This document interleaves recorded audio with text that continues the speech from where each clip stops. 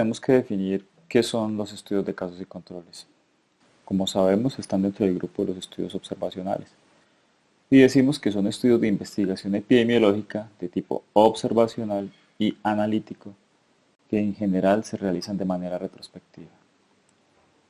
Están diseñados para determinar si una exposición está asociada o no con un desenlace. Básicamente podemos decir que es observacional porque el investigador no va a intervenir en ninguno de los parámetros de la investigación, no va a intervenir en absolutamente nada, solo va a observar como lo dice su palabra. Y es analítico porque al menos se van a comparar dos grupos. Hablemos de la historia. Podemos decir que el Dr. John Snow realizó estudios empíricos de casos y controles en el siglo XIX asociados a cólera. Snow determinó qué pacientes tenían cólera y los comparó o utilizó grupos controles de pacientes que no desarrollaron cólera. ¿Y qué buscó o qué comparó en ellos? ¿Dónde vivían? O el tipo de agua que consumían, si era potable o no era potable, para poder llegar a una conclusión o a una asociación en este caso. El Dr. Lane y Clayton en 1926 hicieron estudios de reproducción humana y cáncer de mama en estudios de casos y controles, pero solo hasta los años 50, cuando Cornfield y Mantel and Hansel hacen o proporcionan las bases metodológicas y estadísticas para su análisis. Nietinen determina las bases modernas de estos estudios y su semejanza, como se puede ver más adelante, con los grupos o con los estudios de cohortes. Los estudios de casos y controles han apoyado mucho las políticas de salud pública, con estudios tan importantes como la relación entre cigarrillo y cáncer de pulmón o la exposición de asbesto y los mesoteliomas. ¿Qué características especiales tienen los estudios de casos y controles? Primero, es una asociación entre una característica, que es lo que vamos a llamar un desenlace o un resultado, que va a estar presente en un individuo o en varios individuos, a los cuales vamos a llamar casos, y que va a estar ausente en otros individuos, a los cuales vamos a llamar controles. Y entre ellos vamos a determinar una exposición previa que debería incidir en la aparición de ese desenlace. ¿Qué puede ser un desenlace? Una enfermedad, de ejemplo, la diabetes, la hipertensión arterial, etc. Una cosa muy importante con respecto a los controles es que son individuos que definitivamente no tienen la característica o el desenlace, pero que la pudieron haber tenido y en caso de haberla desarrollado se hubieran usado como casos. Por tanto, la selección de los controles es muy difícil, es un reto y lo vamos a ver más adelante. ¿Qué otras características tienen los estudios de casos y controles? Lo primero es que, a diferencia de otros estudios como los estudios prospectivos, en este caso el efecto va a preceder la causa. O sea que ya sabemos el resultado del estudio. Lo que queremos saber es qué hizo que esa causa o ese desenlace se presentó. O sea que vamos a mirar hacia atrás. Por eso decimos que estos estudios son retrospectivos. Por tanto, se parte del desenlace. Se van a buscar diferentes exposiciones que habrían podido llevar a la causa. Como lo acabo de decir, las respuestas ya se conocen. Vamos a tomar a personas enfermas y los vamos a emparejar con controles sanos según sus características. Entonces vamos a retroceder para ver si hay alguna relación particular entre una variable y un desenlace. De lo anterior o de esta característica especial en que miramos hacia atrás, podemos deducir que si quitamos esa variable, ¿sí?, los resultados mejorarían para esa población. Ejemplo, si en un estudio que se realizó de casos y controles entre pacientes que sufrieron infarto agudo del miocardio y estos pacientes con infarto agudo del miocardio tenían anemias severas, se vio que los peores resultados se encontraban en aquellos que estaban más anémicos, lo que podría deducirse que la transfusión estaría indicada en estos pacientes y que por tanto en pacientes con infarto agudo del miocardio que no estuvieran anémicos mejoraría el pronóstico de estos pacientes. Veamos otro ejemplo. Digamos que los estudios de casos y controles son como una estación de trenes. Y tenemos dentro de esta estación una estación de la salud, ¿sí? Y tenemos otra que es la estación de la enfermedad. Si miráramos las maletas de los pasajeros de cada una de estas estaciones, podríamos ver que en los ocupantes del tren que llegó a la estación salud podríamos encontrar, por ejemplo, ropa deportiva, agua, alimentación sana, tranquilidad, etcétera. Mientras que en aquellos pacientes o en aquellos sujetos que llegaron a la estación de la enfermedad, si revisáramos las maletas podríamos encontrar obesidad, mala alimentación, sedentarismo, eh, hasta podríamos encontrar los certificados de defunción de algunos de sus familiares, donde encontraríamos enfermedades que pudieran tener algún carácter genético o familiar. El tabaquismo, muy importante, lo podríamos encontrar en esas maletas. Podríamos encontrar cosas que sean semejantes en ambos grupos y por tanto podríamos determinar que tal vez esas cosas que trajeron los del grupo de la salud y los del grupo de la enfermedad, esas cosas no influyen sobre el desenlace de esa clase de pacientes. Hasta aquí hemos visto qué son los estudios de casos y controles y cuáles son sus principales características. Ahora vamos a ver algo muy interesante y es cuándo deberíamos usar los estudios de casos y controles y cómo escoger los casos. Es un tema bien interesante. ¿Cuándo usar los estudios de casos y controles? Se deberían usar los estudios de casos y controles en enfermedades de baja prevalencia, en enfermedades raras, o en enfermedades que tengan un largo periodo de latencia entre la exposición y el desenlace. Estudios exploratorios en los que no se tiene aún una hipótesis. Al tener todos los casos en el mismo grupo y en un periodo específico, esto va a facilitar el estudio, ya que se requieren pocos casos. Nos evitamos el periodo de latencia, ya que partimos desde el desenlace, o sea que no tenemos que hacerle seguimiento a ninguna exposición hasta encontrar una enfermedad, porque si tenemos casos o tenemos enfermedades con un periodo de latencia muy alto, podemos demorarnos mucho durante este seguimiento y pueden haber pérdidas de los casos o pérdida de los pacientes y necesitar demasiado tiempo para poder llevar un estudio como este. En estudios exploratorios y donde no hay una claridad de la causa por falta de evidencia en la literatura, se corre el riesgo de ir de pesca si hiciéramos estudios exploratorios o estudios de seguimiento o estudios prospectivos.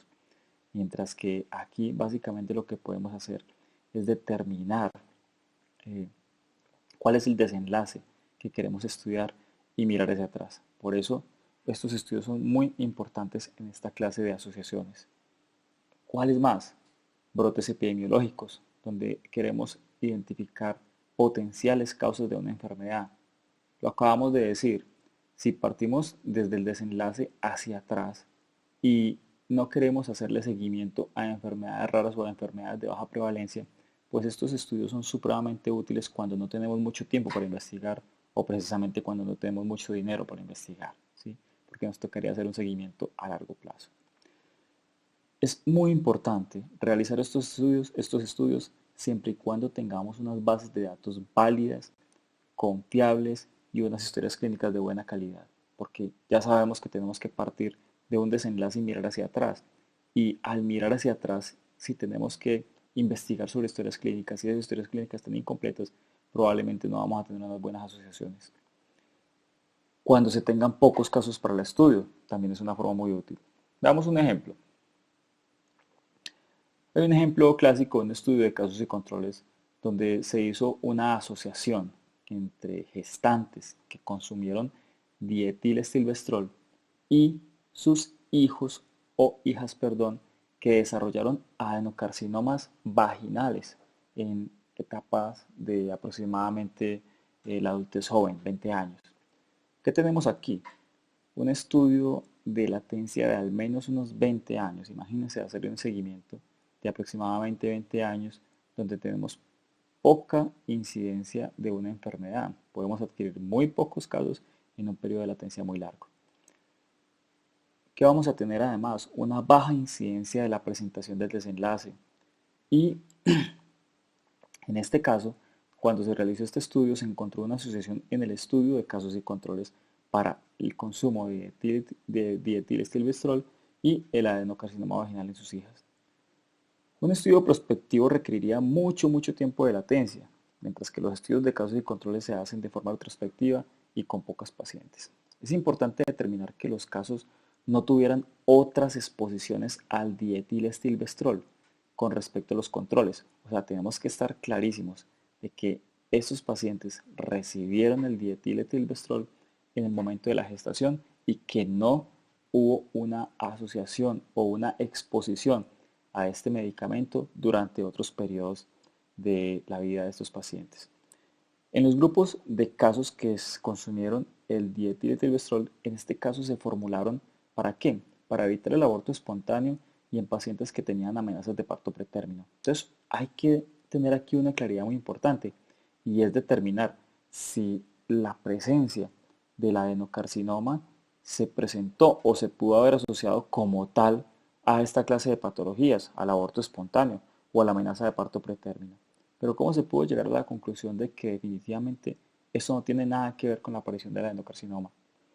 Porque antes del uso del dietilestilbestrol era poco común el adenocarcinoma vaginal, pero ya era muy frecuente la presencia de abortos espontáneos y el parto pretérmino. Por tanto, no hay una relación entre las enfermedades como tal y la presencia del desenlace.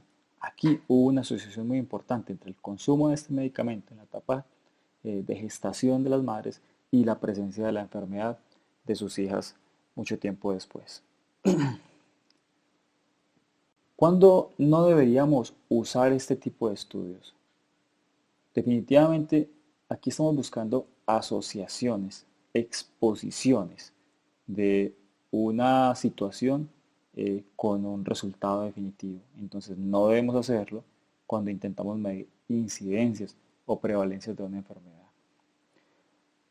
Cuando la patología que estamos estudiando tiene una prevalencia mucho mayor al 5%, la relación de momios, que lo vamos a ver más adelante, no ofrece una estimación confiable. Cuando se intenta medir otros posibles efectos de una exposición, tampoco sirve, porque realmente este tipo de estudios solo mide un resultado. O cuando se quiere hacer una medición de patologías de forma continua. Ya lo dijimos, se hace de forma retrospectiva. Con respecto a los desenlaces, es muy importante definir exactamente cuál es el desenlace de interés que queremos. ¿Por qué? Porque aquí podemos tener algunos fallos o algunos errores.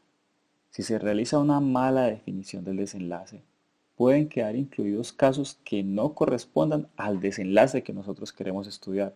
Ejemplo, si hacemos una definición de desenlace como infarto agudo del miocardio, pero la definición como tal la hacemos bajo parámetros clínicos, pueden quedar incluidos otras patologías que se asemejen o que tengan ciertas características clínicas muy similares al infarto agudo del miocardio, como la esofagitis, las anginas, la condritis, etc.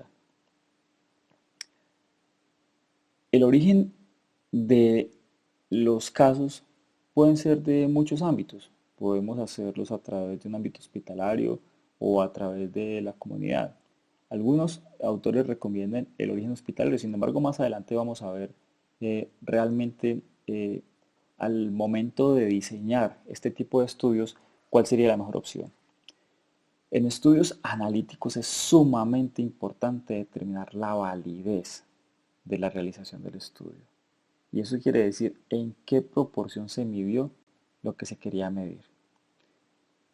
La obtención de los casos en un ambiente de comunidad puede ser un poquito difícil, porque encontrar un número de casos adecuados o la definición del muestreo, ya sea telefónico o por encuesta, puede llevar a algún tipo de sesgos de autodiagnóstico. Ejemplo, pacientes que se quiere identificar el desenlace artritis, pero cuando uno le hace una consulta de tipo telefónico a un control o a un caso, puede ser que esas personas lo interpreten como artritis.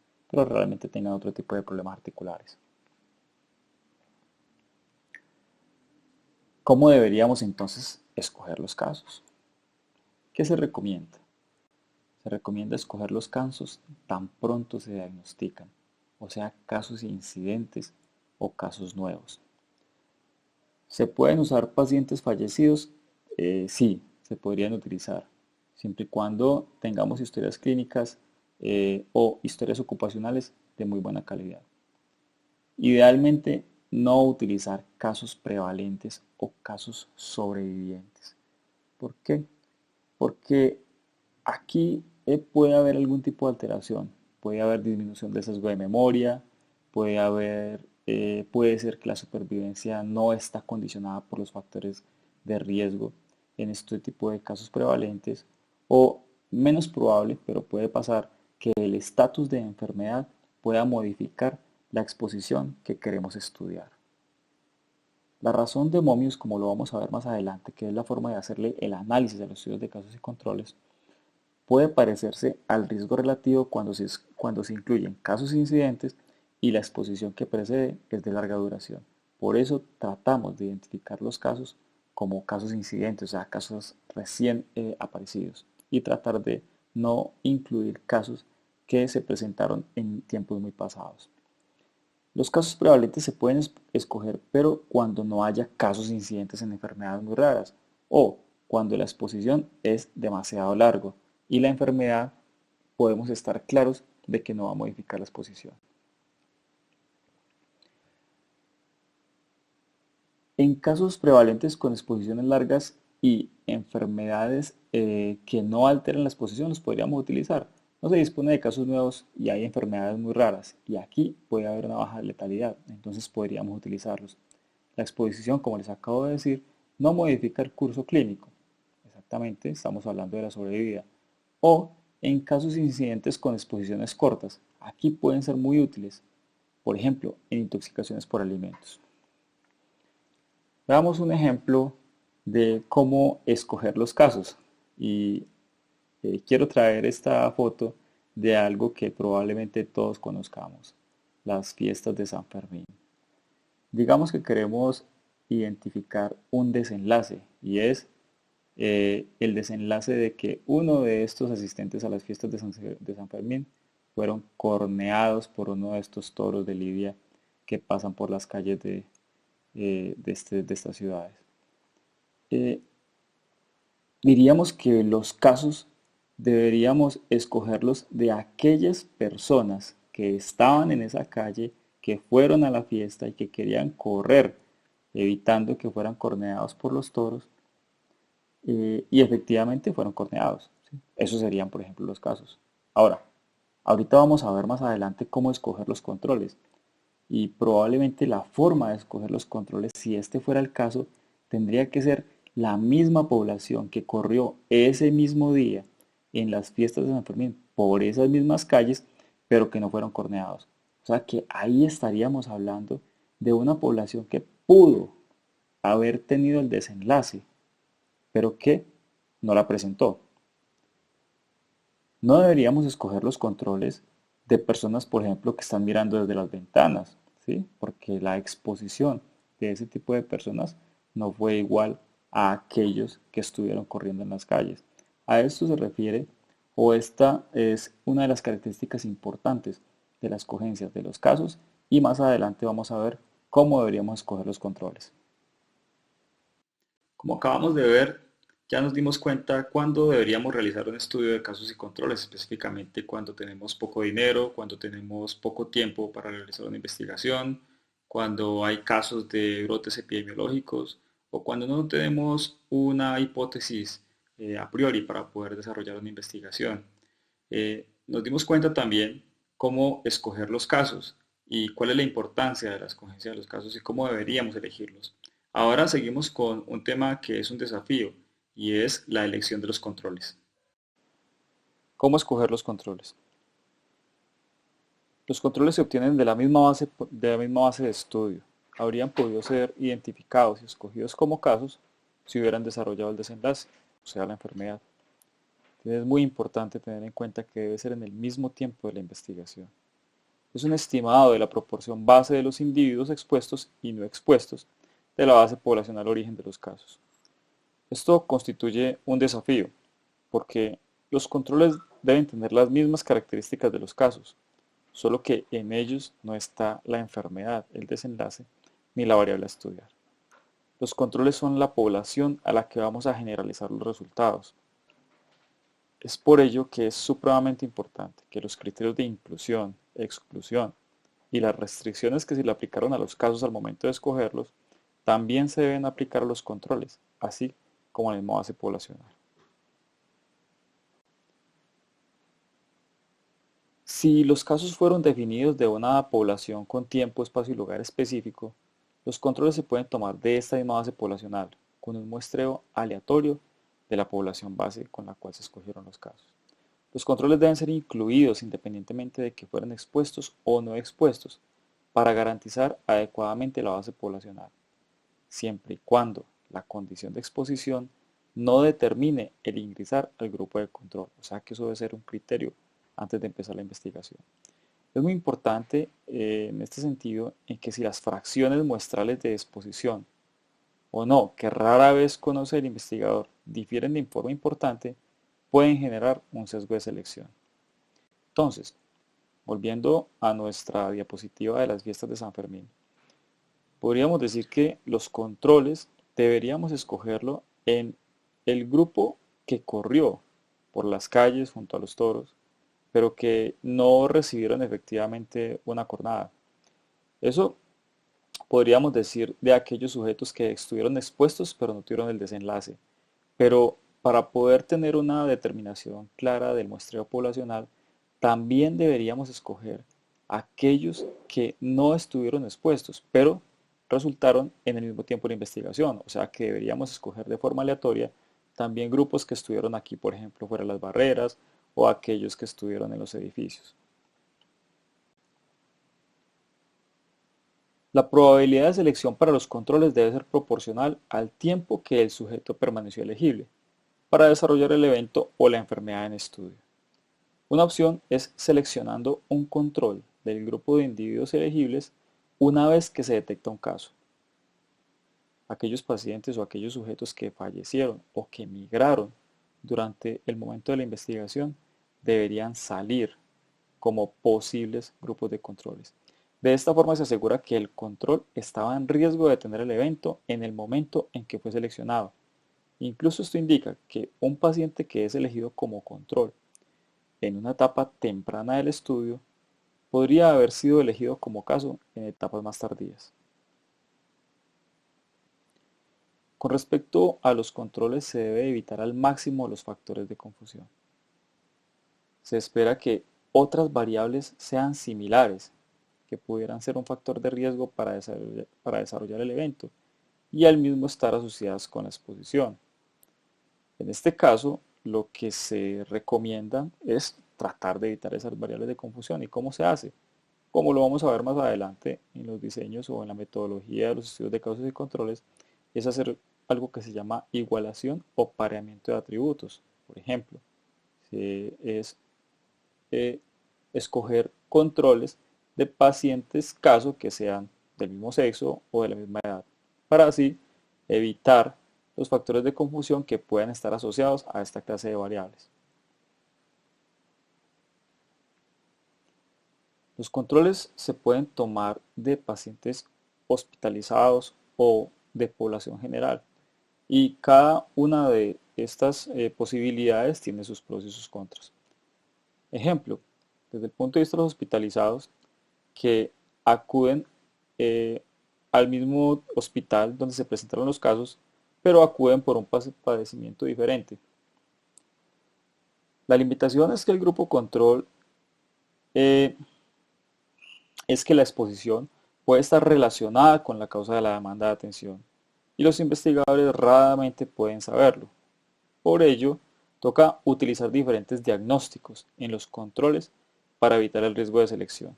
Además, el hecho de estar hospitalizados por la enfermedad, pueden estos clases de pacientes tener una serie de factores que difieran de una población sana. Por ejemplo, puede haber mayor probabilidad de que pacientes que sean controles hospitalizados tengan una mayor tasa de consumo de alcohol, que tengan una mayor probabilidad de adicción al tabaquismo, que tengan deficientes hábitos dietéticos, etcétera. O sea que no representarían de forma adecuada una población general. Y estos podrían estar, estos factores alterados como tabaquismo, alcohol, hábitos dietéticos, podrían estar directa o indirectamente relacionados con el factor estudio.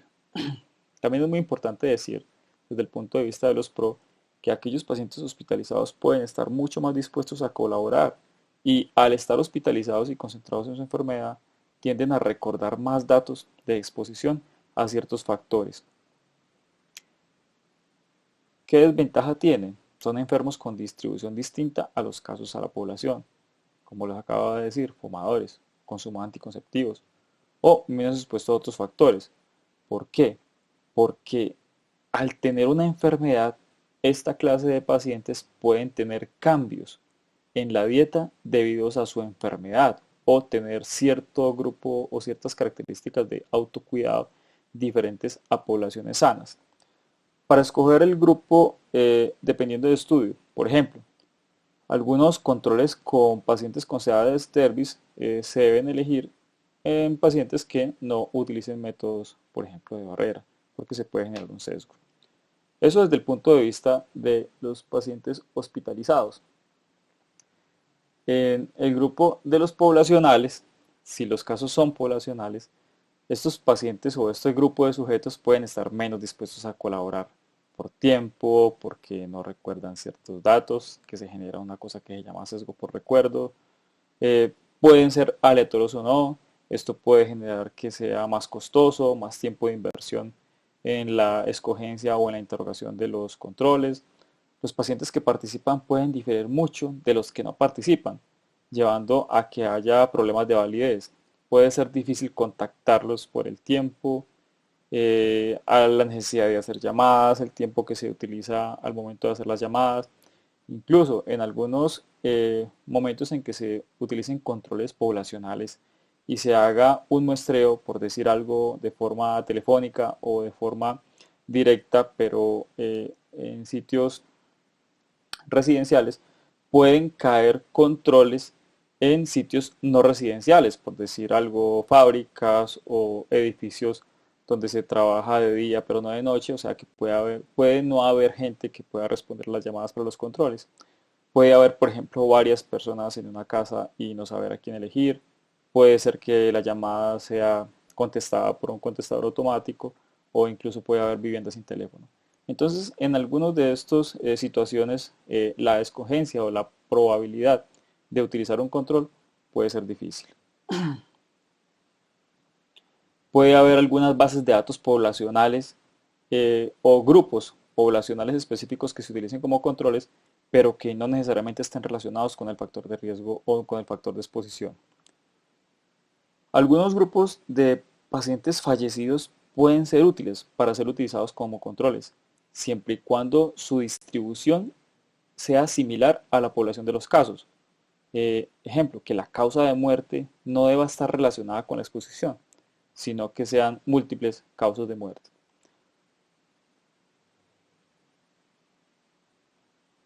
Puede haber algunos grupos especiales de control. Ejemplo, los familiares. Si usted escoge un caso, podríamos escoger un control de un familiar. Ahí sucede una cosa que se llama sesgo genético. Sin embargo, pueden estos familiares estar mucho más dispuestos a colaborar. Los vecinos pueden tener una cosa que se llama sesgo socioeconómico o ambiental. Y es que en este caso puede que no necesariamente un vecindario represente a la totalidad poblacional.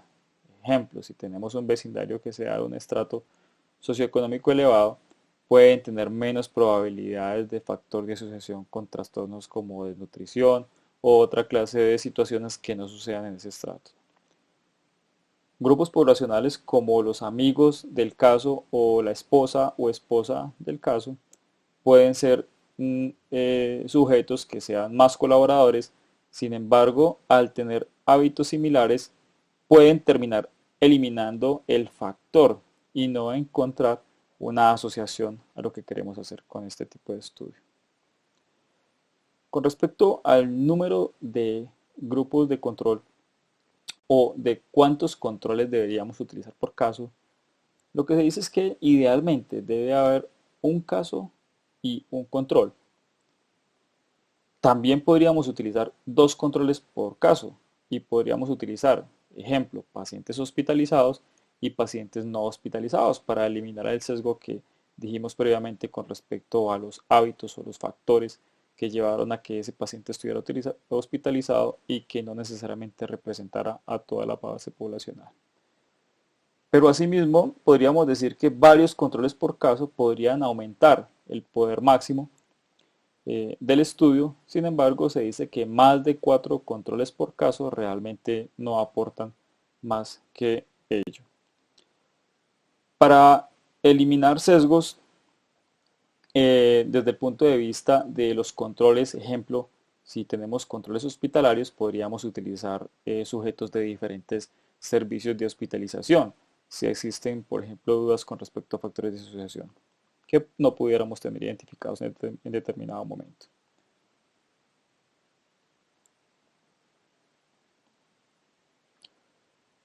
Una forma o un método de selección de casos y controles es lo que hablábamos previamente, que es el pareamiento. Este pareamiento puede ser individual o grupal. ¿En qué consiste? Consiste en parear o igualar en función de una o varias características comunes a los casos, como edad, sexo, estrato socioeconómico, lo cual puede aumentar la eficiencia estadística y puede disminuir el sesgo de asociación a factores de confusión conocidos. Puede asegurar una homogeneidad en la presencia de exposición que podría variar con el tiempo. Es más fácil encontrar controles de esa forma. Tiene una desventaja, y es que aquellos factores o aquellos ítems que se parean, pues no pueden ser analizados como factores de riesgo, porque en teoría si los pareamos, o sea, si utilizamos controles y casos con la misma característica, pues serían idénticos a ambos lados y no podríamos definir o no podríamos estudiarlos como tal. Y en este sentido, cuando hacemos demasiados pareamientos sobre ciertas variables, pues puede aparecer una situación en este tipo de estudios que se llama el sobrepareamiento. Y es cuando se parean múltiples variables. Tiene la dificultad de que puede disminuir el poder porque puede que se paree una variable que pueda estar relacionada en el camino entre la exposición y la enfermedad. Esta estrategia facilita la detección de una interacción entre la exposición y el factor por el que se parea, siempre que se tenga un gran efecto sobre el riesgo de padecer la enfermedad y sea poco frecuente en la población. Ya vimos la importancia de los controles en los estudios de casos y controles. Los controles tienen que ser muy bien elegidos y es un desafío realizar esta elección. Son sujetos que pudieron haber sido elegidos como casos si hubieran desarrollado el desenlace. Tienen que representar la población. Tienen que ser elegidos incluso si estuvieron expuestos o no expuestos a la variable que queremos estudiar. Ahora vamos a ver un tema interesante dentro de los estudios de casos y controles, que es el diseño, los tipos de estudios de casos y controles y la metodología de recolección de los datos. ¿Qué deben contener los estudios de casos y controles dentro de su diseño? Deben tener tres características especiales. La primera es la representatividad, la segunda, la simultaneidad y la tercera, la homogeneidad. Vamos a definir cada una de estas en las siguientes diapositivas. ¿Qué es la representatividad? Los casos que escojamos para nuestro estudio deben representar a todos los casos en un tiempo determinado. Los sujetos que se seleccionen como controles deben representar a los sujetos que se podrían volver casos si cumplieran con el desenlace en la misma base poblacional de los casos. Cuando hablamos de simultaneidad, nos referimos a que los controles deben obtenerse en el mismo tiempo de donde surgieron los casos. Y con respecto a la homogeneidad, se dice que los controles deben obtenerse de la misma cohorte de donde surgieron los casos, independientemente de la exposición bajo estudio. Los controles se deben obtener de la misma cohorte donde surgieron. Miremos lo siguiente con respecto a estas tres condiciones que acabamos de mencionar con respecto a representatividad, simultaneidad y homogeneidad. Vemos que hay varios tipos de estudios de casos y controles que se pueden desarrollar de diferentes formas, pero vamos a ver los diferentes tipos que existen, cuáles son los que aseguran estas tres condiciones de su diseño para poder definir qué tal vez es la mejor forma de realizar un estudio de casos y controles. Como vemos en esta diapositiva, identificamos que los estudios de casos y controles que son diseñados como casos cohortes, como caso o como casos y controles anidados en una cohorte, nos permiten identificar de una forma muy importante las tres condiciones que acabamos de decir. Vemos que la representatividad, la simultaneidad y la homogeneidad casi que están aseguradas y definitivas en este tipo de diseños. El resto de diseños que encontramos como los casos y controles con bases poblacionales, casos hospitalarios y controles con base poblacional, casos hospitalarios y controles de vecindarios y casos y controles hospitalarios, puede que no cumplan con las tres condiciones de diseño y eso puede hacer que disminuya el poder del estudio. Veamos entonces cómo podría diseñarse o cómo se caracterizan estos tres tipos de casos específicos que acabamos de decir en el estudio de casos y controles. ¿Qué son los estudios de casos y cohortes?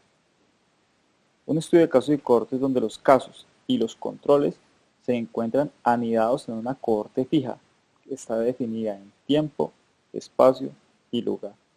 En esta cohorte tiene una característica muy importante y es que bajo la razón de cohorte se tiene la intención de estimar la razón de incidencia acumulada y se considera que se tendrá el mismo tiempo de seguimiento. Entonces, ¿qué pasos se deben seguir para poder realizar un estudio de estos? Primero, se debe definir una cohorte o población de estudio.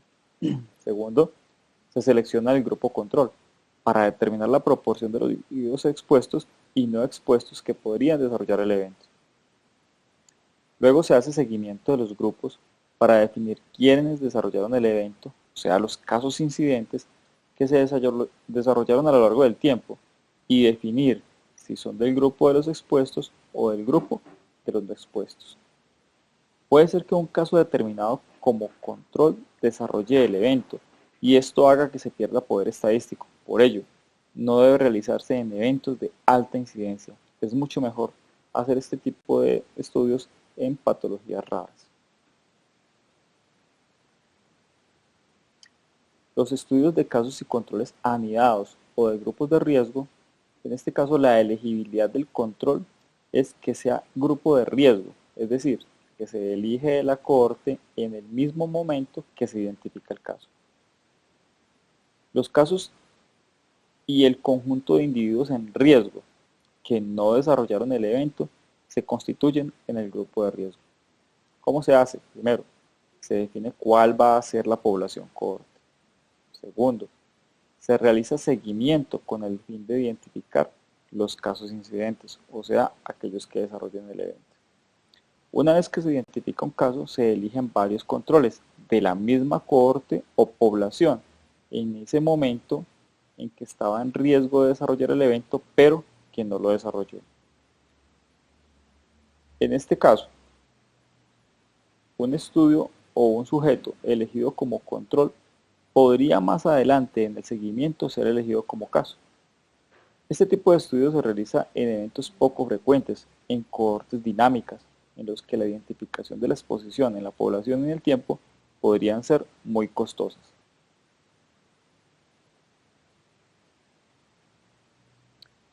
Los estudios de casos y casos lo que hacen es que toman el mismo individuo antes de tener la exposición, que nos llamaríamos como un periodo de control, y luego de tener la exposición, donde lo llamaríamos un periodo de riesgo, y se evalúa el desenlace.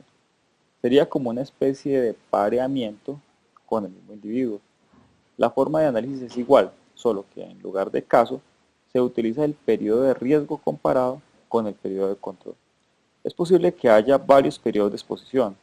Se puede decidir empíricamente la longitud del periodo de efecto y el tiempo de la exposición o el periodo de riesgo. Este periodo es crítico porque la subestimación o la sobreestimación de este periodo puede diluir la asociación. Ejemplo de esto pueden ser pacientes a los cuales se les diagnosticó un infarto agudo del miocardio y se define o se mide el nivel de estrés antes del evento, comparado con el mismo sujeto en el cual se identifican otros periodos de no estrés. Entonces miremos cómo sería la línea de tiempo de los estudios o de este tipo de diseños de investigación, donde podemos ver una causa que sería el pasado, el efecto, o sea, la presentación del evento en el presente. Podemos identificar algunos periodos de riesgo, ¿sí?, o algunos periodos de exposición o no riesgo. Y lo que se hace es que se cuantifica uno o múltiples factores de exposición.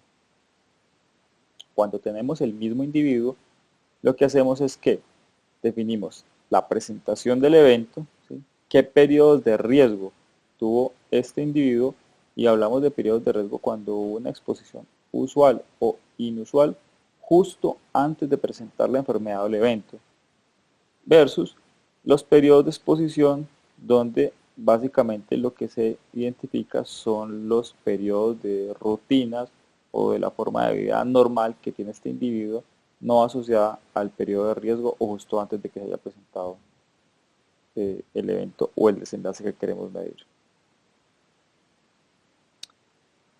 De esta forma podemos identificar o podemos definir cómo pueden escogerse los casos o cuál es el diseño poblacional de los estudios de casos y controles. En esta gráfica que identificamos acá, podemos ver cómo el efecto, que es de donde partimos al momento de iniciar nuestras investigaciones, es lo que empieza o lo que nos define el inicio del estudio, y vamos a mirar hacia atrás buscando las posibles causas. Pero para poder tener un muestreo poblacional adecuado entre casos y controles, deberíamos definir de la siguiente forma, o deberíamos hacerlo de la siguiente forma. Entonces, vamos a definir a N como la población fuente. Esa población fuente tiene que venir desde dos aspectos o desde dos puntos. Uno, una población fuente de los casos, y dos, una población fuente de los controles.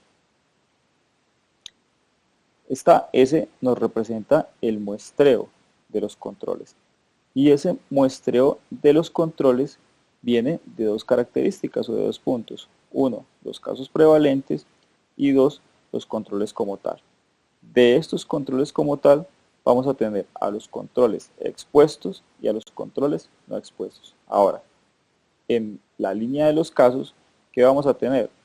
Vamos a tener los casos de la enfermedad bajo estudio y los casos de otro tipo de enfermedades. Ahora, de los casos de la enfermedad bajo estudio, vamos a identificar aquellos casos que estuvieron expuestos y los casos que no estuvieron expuestos al factor de riesgo o a la variable que queremos estudiar. Una vez que hemos visto la identificación de casos, la identificación de los controles, la forma de adquirir los casos, la forma de adquirir los controles y los diseños para los estudios de casos y controles, tenemos que definir cómo va a ser el método de recolección de los datos. Es muy importante o supremamente importante que una vez esté claro la definición de los casos y los controles, la recolección debe ser igual en ambos grupos. Hay que ser objetivo al momento de la recolección para evitar los sesgos de los investigados. Tenemos que tratar, si es posible, de cegar a los investigadores para que no se inclinen hacia la búsqueda de ciertas preguntas o factores que ellos creerían que son importantes en el caso de los sujetos que van a ser considerados como casos, versus en aquellos que son controles o que supuestamente no estuvieron asociados a la exposición o al efecto, o a la variable que queremos estudiar. Y es muy importante también tratar de hacer preguntas adecuadas o tratar de llevar a los sujetos que son casos y controles a realizar preguntas específicas, porque algunos de estos sujetos pueden tener dificultades en recordar el evento del pasado. Si un investigador minimiza un detalle o es demasiado acucioso intentando escudriñar sobre una exposición, podría generar un sesgo